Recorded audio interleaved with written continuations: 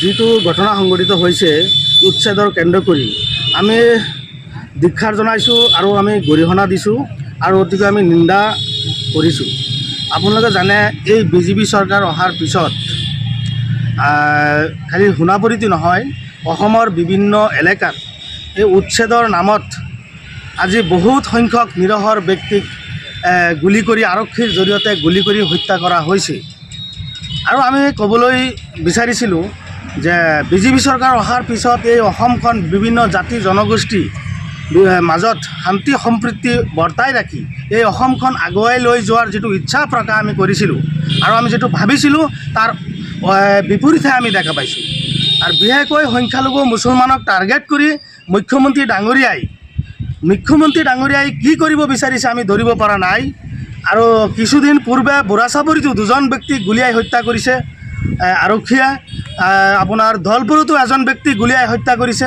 এনেকুৱা বিভিন্ন এলেকাত নিৰহৰ মানুহখিনিক আৰু আৰক্ষীৰ জৰিয়তে অবৈধভাৱে অসাংবিধানিকভাৱে উচ্ছেদ কৰি মানে গণতান্ত্ৰিক পদ্ধতিৰে নহয় অসাংবিধানিকভাৱে উচ্ছেদ কৰি আৰু মানুহখিনিক কোনো ধৰণৰ আগতীয়াকৈ নটিচ নিদিয়াকৈ আৰু ইতিমধ্যে আমি দেখিছোঁ 2022 চনত হাইকোৰ্টে গুৱাহাটী উচ্চতম ন্যায়ালয়ে এটা ৰায় প্ৰদান কৰিছে যে উচ্ছেদস্থলীত আৰু উচ্ছেদ কৰাৰ পূৰ্বে প্ৰায় 15 দিন পূৰ্বে আৰক্ষীয়ে জাননী দিব লাগে।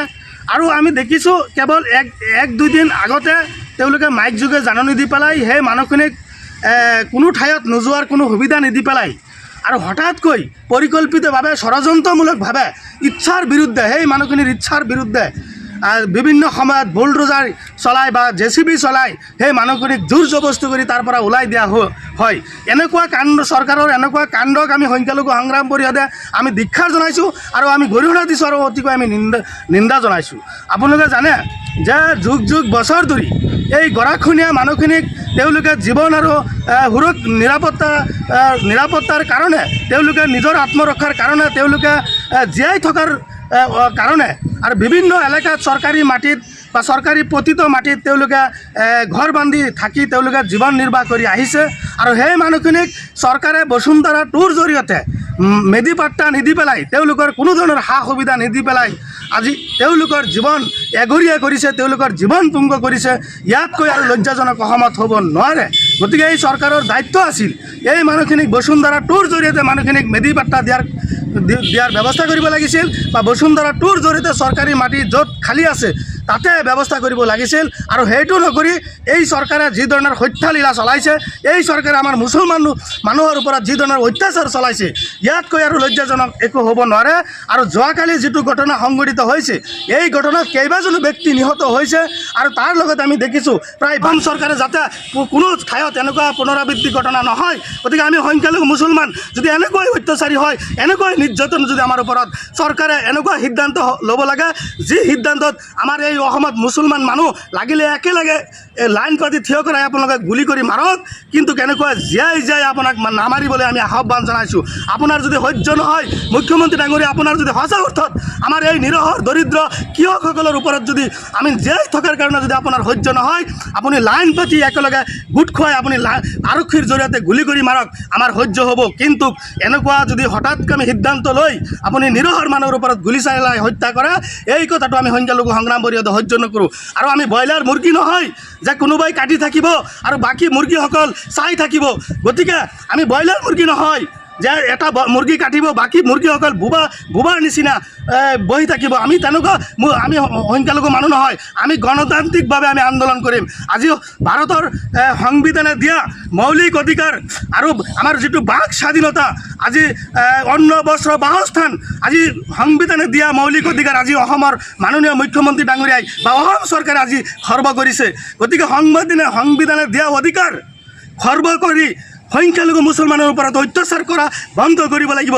অন্যথাই আমি সংখ্যালঘু সংগ্ৰাম পৰিষদে আমাৰ সংখ্যালঘু মুছলমানক লৈ আমি ৰাজপথত গণতান্ত্ৰিকভাৱে আন্দোলন কৰিম। আৰু ইতিমধ্যে আমি অহা তাৰিখে আমি দিল্লী কপাম এই মুখ্যমন্ত্ৰীৰ যিটো স্বৈৰাচাৰী শাসন আৰু এই যে যিটো অত্যাচাৰ আৰু বিভিন্ন ধৰণৰ মানসিক শাৰীৰিকভাৱে অত্যাচাৰ কৰা যিটো পৰিকল্পনা এই পৰিকল্পনা নিহা কৰাৰ কাৰণে আৰু দিল্লী নেতৃত্বত জনোৱাৰ কাৰণে ইতিমধ্যে আমি এটা সিদ্ধান্ত লৈছোঁ যে সংখ্যালঘু সংগ্ৰাম পৰিষদে হাজাৰ হাজাৰ প্ৰতিবাদকাৰী লৈ আমি ৰাজপথ কপাবলৈ আমি বাধ্য হ'ম। তাৰ উপৰিও আমি আন্তঃৰাষ্ট্ৰীয়ভাৱে এই যে অসমৰ যিখিনি অত্যাচাৰ চলি আছে আমাৰ বিশেষকৈ সংখ্যালঘু মুছলমানৰ ওপৰত যে পৰিকল্পিতভাৱে মুখ্যমন্ত্ৰী ডাঙৰীয়া যে আমাৰ ওপৰত অত্যাচাৰ চলাইছে, আমি জীয়াই থাকিবলৈ আমাক সুবিধা কোনো দিয়া নাই। আমি বসবাস কৰি থকাত আমাৰ কোনো ধৰণৰ চৰকাৰে সুবিধা দিয়া নাই, চৰকাৰী সুবিধাৰ পৰা আমাৰ বঞ্চিত কৰিছে। এই যে সমগ্ৰ কাহিনী আমি আন্তঃৰাষ্ট্ৰীয়ভাৱে আমি লৈ যাম। ইতিমধ্যে চন্দ্ৰবাবু নাইডু আৰু নীতিশ কুমাৰৰ ওচৰত আমি যোৱাৰ প্ৰস্তুতি চলাইছোঁ যে কেন্দ্ৰীয় নেতৃত্বত যাতে হেঁচা দিয়ে, মুখ্যমন্ত্ৰী ডাঙৰীয়াক যাতে হেঁচা দিয়ে, এই অসমৰ নিৰ্যাতন যাতে বন্ধ হয়। গতিকে মুখ্যমন্ত্ৰী ডাঙৰীয়াক আমি আহ্বান জনাইছোঁ যে আমাক অন্ততঃ জীয়াই থাকিব দিয়ক। আৰু অসমত যদি বিভিন্ন পশু বা বিভিন্ন জীৱ জন্তুৰ যদি এই স্থান আছে, অসমত যদি বিভিন্ন প্ৰাণীৰ স্থান আছে, তেনেহ'লে মানৱ জাতিৰ কিয় স্থান নাই? বিশেষকৈ মুছলমানৰ কিয় স্থান নাই? এই মুছলমানসকলৰ কি অসমত কোনো অৱদান নাই নেকি? অসম আন্দোলনত কি মুছলমান মৃত্যু হোৱা নাই নেকি? অসম আগবাঢ়ি লৈ যোৱাৰ ক্ষেত্ৰত আৰ্থিকভাৱে সচ্ছল কৰাৰ বহল কৰাৰ ক্ষেত্ৰত কি আমাৰ মুছলমান মানুহৰ কোনো অৱদান নাই নেকি? মুখ্যমন্ত্ৰী ডাঙৰীয়াই পাহৰি যাব নালাগে, অসমখন আগুৱাই লৈ যোৱাৰ ক্ষেত্ৰত আন্দোলনৰ ক্ষেত্ৰত অসমীয়া অস্তিত্ব জীয়াই ৰখাৰ ক্ষেত্ৰত মুছলমান সমাজৰ কিন্তু অৰিহণা আছে, সংখ্যালঘু মুছলমান মানুহৰ কিন্তু যথেষ্ট অৰিহণা আছে। গতিকে মুখ্যমন্ত্ৰী ডাঙৰীয়াক আমি পুনৰ বিবেচনা কৰিবলৈ আমি আহ্বান জনাইছোঁ, সংখ্যালঘু মুছলমানৰ ওপৰত অত্যাচাৰ বন্ধ কৰক, অন্যথায় মুখ্যমন্ত্ৰী ডাঙৰীয়াক আমি সকীয়াই দিছোঁ। পৰৱৰ্তী সময়ত অসমৰ পৰিস্থিতি যদি ভয়াৱহ তেনেহ'লে যদি আইন শৃংখলা অৱনতি ঘটে, ইয়াৰ দায়ী হ'ব মুখ্যমন্ত্ৰী ডাঙৰীয়া আৰু গৃহ বিভাগ।